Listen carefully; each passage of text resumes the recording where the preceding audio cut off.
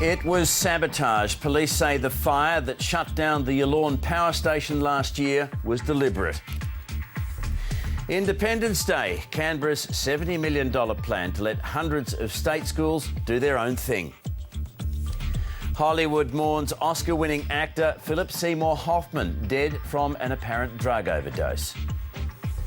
And Simply Magic, a pitch to win over migrant kids and their families to Aussie rules.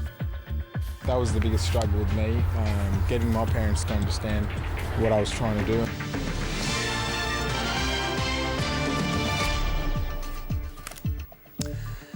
Good evening, Ian Henderson with ABC News. A police investigation has concluded a fire that shut down the Yallourn power station last year was an act of sabotage.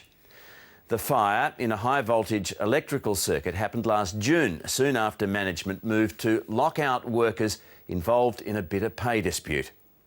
Their union was the CFMEU, which at the time described as mischievous any attempt to link the fire to the dispute. Dan Conifer reports.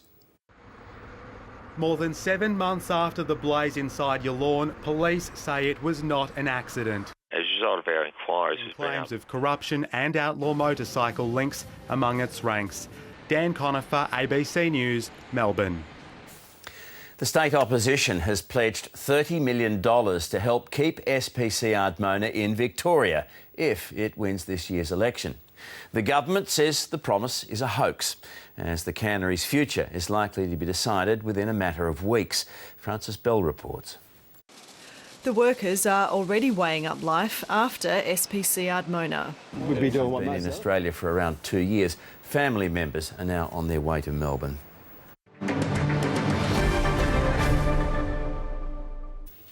The Four Corners program has revealed the company at the centre of a tragic crash in which 2 people died last October was using old, run-down trucks with serious safety problems. An insider from Cootes Transport has blown the whistle on the company's practices and says the fuel tanker which rolled should never have been on the road. Philippa McDonald reports. It was a shocking crash on Sydney's northern beaches that claimed the lives of 2 people and left another 5 injured. Burning petrol was... The trial is set down for 3 weeks. Sarah Farnsworth, ABC News, Melbourne. To finance now, and Australian house prices jumped again in January, particularly in Melbourne. However, new home approvals fell, and there was no change in the Aussie dollar today. Here's Alan Kohler. Well, the rise in the national median house price in January was 1.2%, making it nearly 10% for the past 12 months, which is not too shabby at all. But in the latest month, it was all about Melbourne. Prices there surged 3.2% in the month, making an annual today after a moderate down session on Wall Street on Friday. And that's finance. Australia's sports doping watchdog ASADA has appointed a federal court judge to help conclude its year-long inquiry into alleged doping in the NRL and AFL. Gary Downs will review ASADA's investigation and file a report by the end of April. However, ASADA still won't set a time frame to wrap up its inquiries, so NRL club Cronulla and AFL club Essendon face the prospect of a second season under investigation. So far, NRL player Shandor Earl is the only person to receive an ASADA breach notice. Former Test spinner Ashley Giles has emerged as the man most likely to replace England cricket coach Andy Flower. Giles is currently England's limited overs coach and has presided over a whitewash loss to Australia in the T20 series.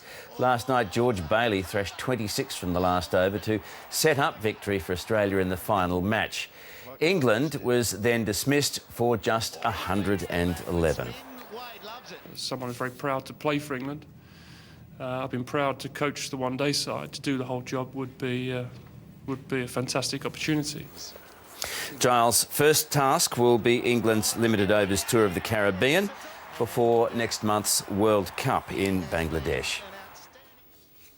Hobart's Tim Payne has apologised for insinuating the Melbourne Stars are breaching the salary cap ahead of tomorrow's Big Bash League semi-final. But as Steve Pearce reports, Payne's comments have angered the Melbourne club and could yet land him in court. Late today, a contrite Tim Payne read a short, prepared statement. These comments were non-factual. When the Supersonics won the NBA championship. Jennifer Browning, ABC News. And it's time to check the weather now with Paul Higgins. And Ian, some relief at last from the blistering heat for much of Victoria, although that change has taken quite a while to have much effect in the north. Not surprising, I guess, given that Mildura, for example, has had 8 days in a row above 39 degrees. Hottest today were Charlton, along with Swan Hill and Kerrang with 43 degrees. Then we wind the heat up again with Friday getting up to 36 and mostly sunny. Saturday, 38 with a north wind. But if the prospect of another heat wave doesn't impress you, Sunday will have a cool change, 33 before that arrives, and Monday a mostly sunny 28. So a breather from the heat tonight and tomorrow, Ian. Thank you, Paul. And that's it for this evening's bulletin. Coming up on 7:30 with Lee Sales, Tony Abbott warns of painful spending cuts to come. That's next.